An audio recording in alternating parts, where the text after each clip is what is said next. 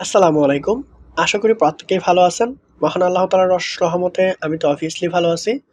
তো আজকে বলার চেষ্টা করব টেক্সটাইল শিল্পে ব্যবহৃত ৫ টি জনপ্রিয় সরঞ্জাম, যেগুলো না হলেই না, সবচেয়ে জনপ্রিয় যেগুলো সেগুলো নিয়ে কথা বলার চেষ্টা করব। সম্পূর্ণ ভিডিওটা মনোযোগ সহকারে দেখবেন। এখান থেকে আপনি কিছু না হয় কিছু অবশ্যই শিখতে পারবেন। তো চলুন শুরু করা যাক।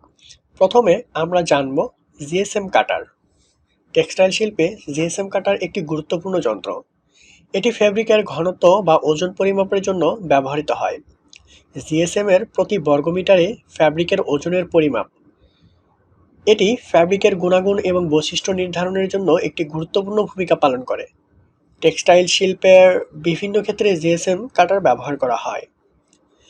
যে সকল কাজে জিএসএম কাটার ব্যবহার করা হয়ে থাকে: টেক্সটাইলে টেক্সটিং ল্যাব টেক্সটাইল টেস্টিং ল্যাবে জিএসএম কাটার ব্যবহার করে ফ্যাব্রিকের গুণাগুণ এবং বৈশিষ্ট্য পরীক্ষা করা হয়। এটি ফেব্রিকের গুণাগুণ ঠিক আছে কিনা তা নির্ধারণ করতে ব্যবহৃত হয়। পোশাক কারখানা। পোশাক কারখানাগুলিতে জিএসএম কাটার ব্যবহার করে ফ্যাব্রিকের গুণাগুণ এবং বৈশিষ্ট্য নিশ্চিত করতে ব্যবহার করা হয়। একটি ফ্যাব্রিকের সঠিক স্ট্রাকচার এবং টেকসইতা নিশ্চিত করতে এটি ব্যবহার করা হয়। টেক্সটাইল মিলগুলিতে জিএসএম কাটার ব্যবহার করে ফ্যাব্রিকের গুণাগুণ এবং বৈশিষ্ট্য নিয়ন্ত্রণ করতে ব্যবহৃত হয়। এটি ফ্যাব্রিকের সঠিক রং, নকশা এবং টেক্সচার নিশ্চিত করতে ব্যবহৃত হয়।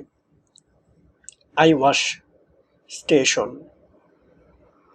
টেক্সটাইল শিল্পে আই ওয়াশ স্টেশন কাজ হলো শ্রমিকদের চোখের ক্ষতিকর পদার্থ থেকে রক্ষা করা। টেক্সটাইল শিল্পে বিভিন্ন ধরনের রাসায়নিক পদার্থ ব্যবহার করা হয়, যেমন রং, দ্রাবক, ঔষধ ইত্যাদি। এই পদার্থগুলি চোখের জন্য ক্ষতিকারক। আই ওয়াশ স্টেশনের মধ্যে ঠান্ডা ও দ্রবক থাকে।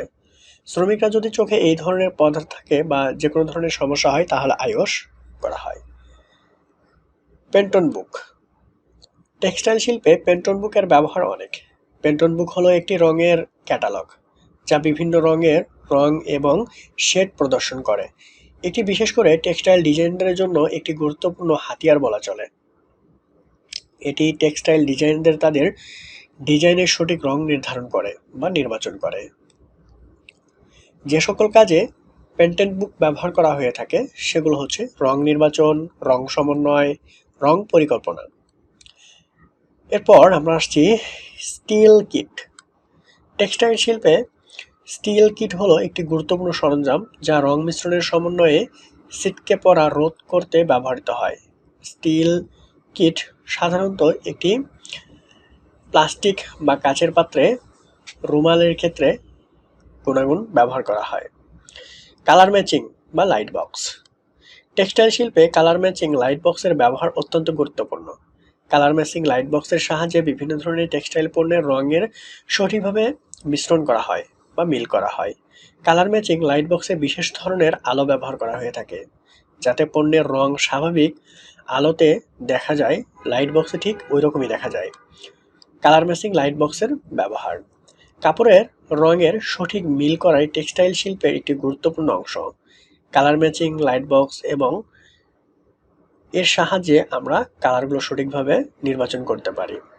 অসংখ্য ধন্যবাদ সম্পূর্ণ ভিডিওটা মনোযোগ সহকারে দেখার জন্য। পরবর্তী কোনো ভিডিওতে হয়তোবা আবার দেখা হবে। আপনার যদি মনে কোনো প্রশ্ন থাকে গার্মেন্টস অ্যান্ড টেক্সটাইল নিয়ে, তাহলে অবশ্যই কমেন্টস বক্সে কমেন্টস করে যাবেন। আমরা অলওয়েজ আপনার প্রশ্নের উত্তর দেওয়ার চেষ্টা করব। অসংখ্য ধন্যবাদ সম্পূর্ণ ভিডিওটা মনোযোগ সহকারে দেখার জন্য।